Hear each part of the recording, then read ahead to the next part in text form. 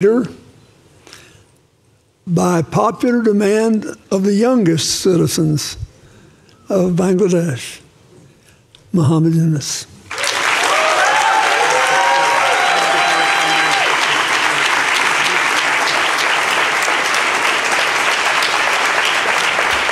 Thank you, Bill. It's a strange thing that I get a letter from United States coming from a governor of Arkansas. So you have to figure out where is Arkansas. He wants to meet me immediately. So I don't know how immediately that was.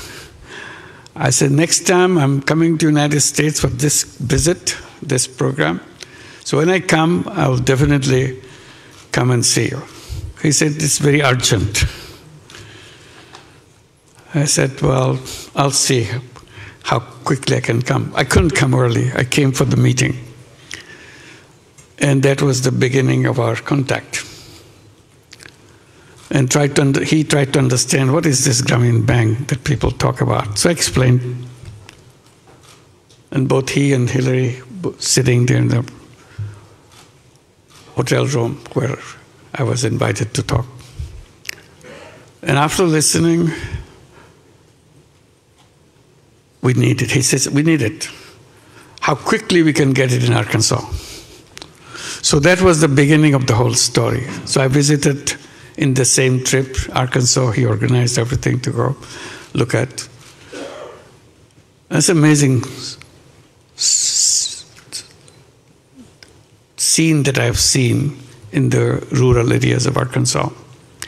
People sitting around, shops closed down because the economy was in a total disaster.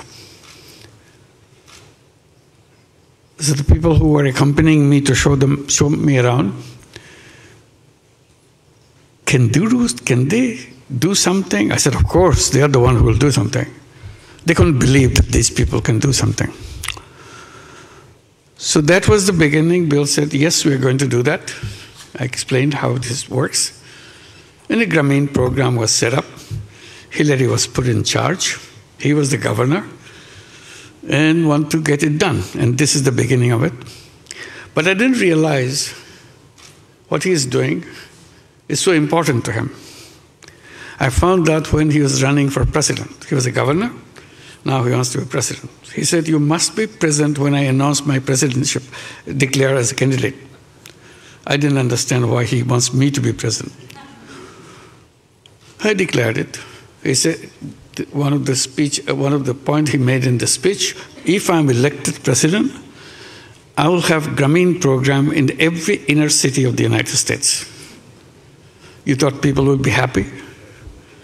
Next day he got a coverage saying that he's a crazy guy.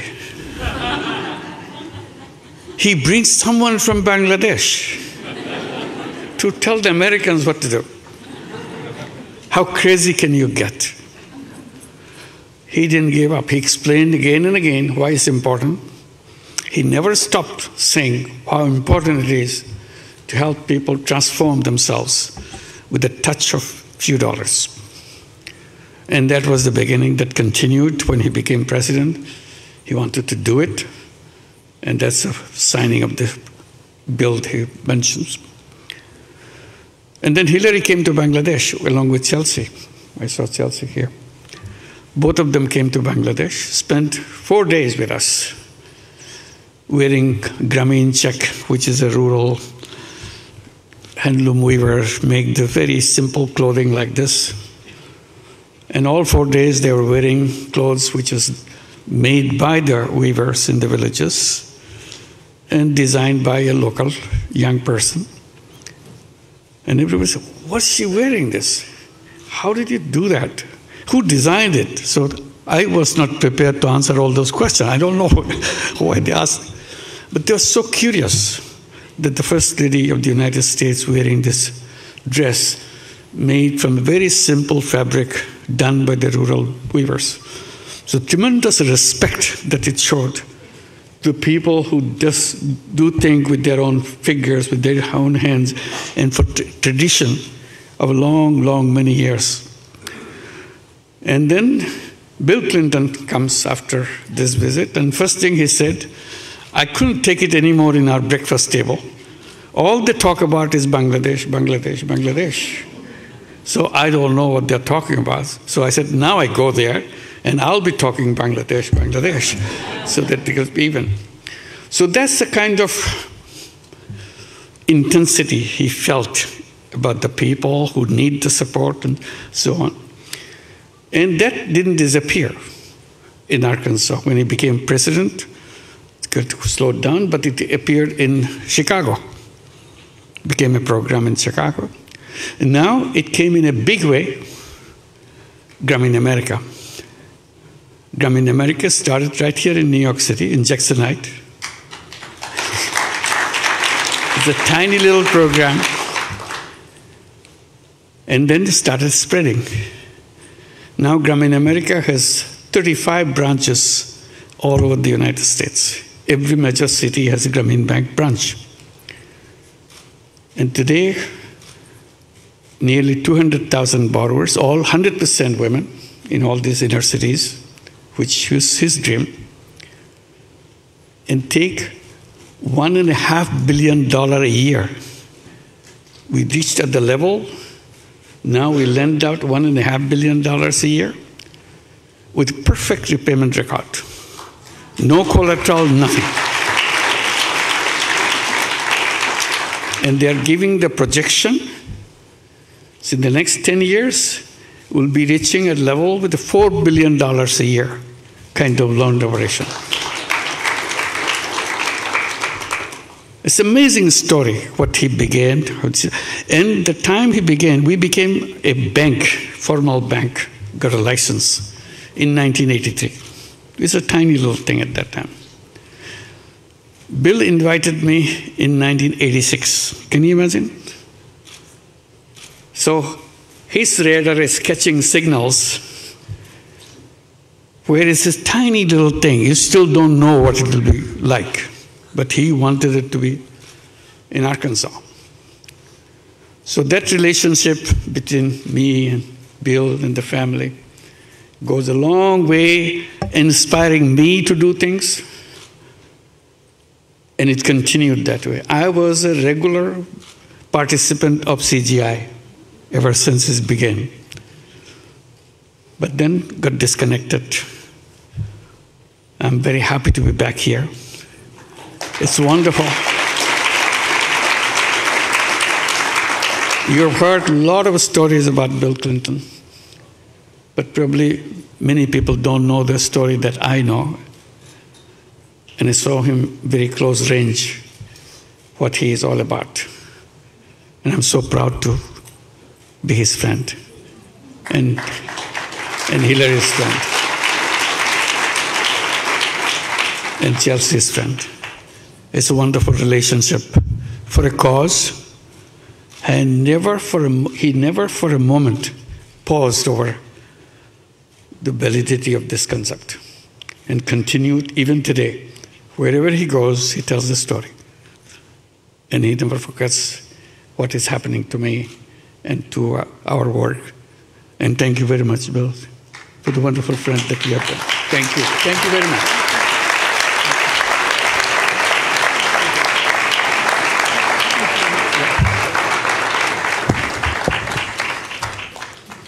Well, you're the only old guy I know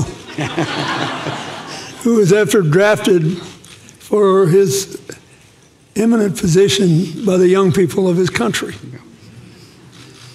And that's because he has succeeded in doing what we all must do. We all have to stay in the future business. Yeah, absolutely. And he is a walking testament to its riches.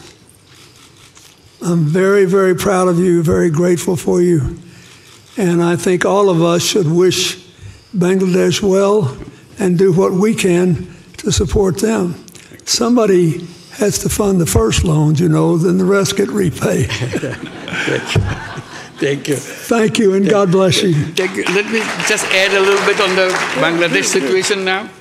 It's quickly, because these are the young people that I've always been talking about, that the young people are the ones who should be leading the way, because all are kind of getting old-fashioned. So how to make things in the eyes of the young people and create the new life, create the new world for themselves. While I'm speaking on that theme, I didn't realize what will happen in Bangladesh. Suddenly all the young people of Bangladesh got together and said, enough is enough. We are not going to tolerate it anymore. And they didn't. They sacrificed themselves in front of the bullets fired by Bangladeshi government and sacrificed their lives. Yeah, I just saw some video going on. So they just stood there and said, how many of us you can kill? We are here, kill us. But we are going to change the world, change Bangladesh. And that is the promise they made, that they want to create a new Bangladesh, Bangladesh next version, with the youth version. So this is the commitment they made and invited me after the previous government left the country. So invited me to head the country. This is what I'm doing, trying to implement what the dreams of the young people had promised to the nation, how it can be done. The whole nation, they mobilized the whole nation together. It's not just the young people. Every single person in Bangladesh support this cause. And I'm very happy at the support in the people of the United States to make that happen. And the sky's the limit. They want to make this Bangladesh called New Bangladesh. They said we put the reset button, old is gone. So now you build a new Bangladesh on top of it. The images of our dreams. And this is a Bangladesh of the dreams they will make. Some of the leaders of the student movement are here. Yeah, what do you see here? Stand up. Stand up.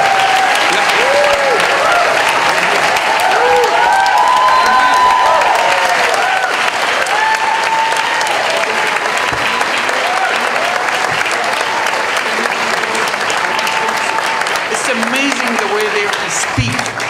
The language I never heard.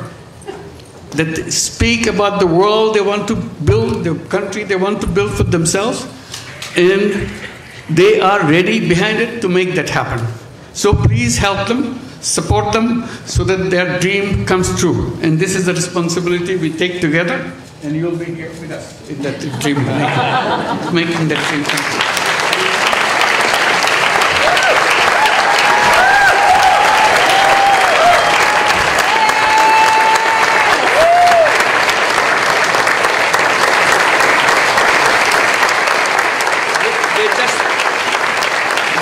Look like any other young person, you will not recognize her.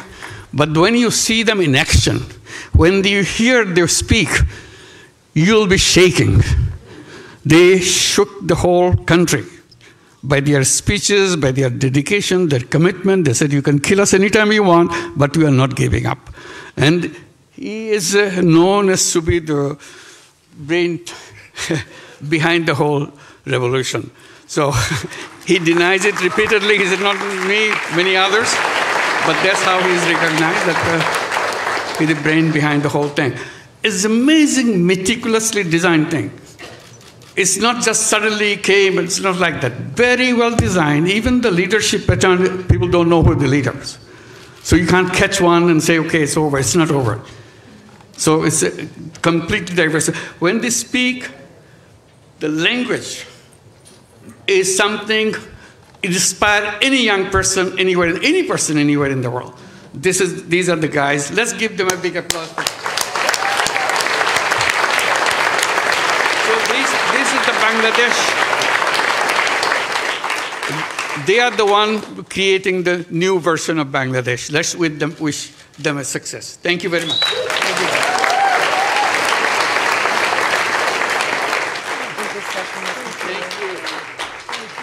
I wish we had time to talk to you.